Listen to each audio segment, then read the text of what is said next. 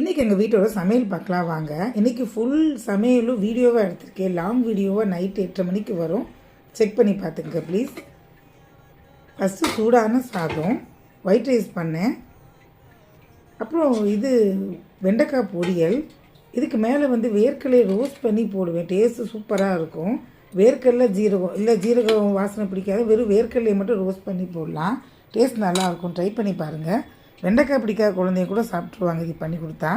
இது கருணக்கிழங்கு மசியல். நல்லா கெட்டியாக நல்லெண்ணெயில் சாதத்தை நல்லெண்ணெய் ஊற்றி சாப்பிட்டு பாருங்கள். டேஸ்ட் வேறு லெவலில் இருக்கும். இது பூண்டு மிளகு ஜீரகெல்லாம் அரைச்சி விட்ட ரசம், இன்ஸ்டன்ட் ரசம். வெறும் கிளாஸில் ஊற்றி கூட குடிச்சிடலாம், அந்தளவுக்கு டேஸ்ட் ரொம்பவே நல்லாயிருக்கும். இது கெட்டி தயிர்.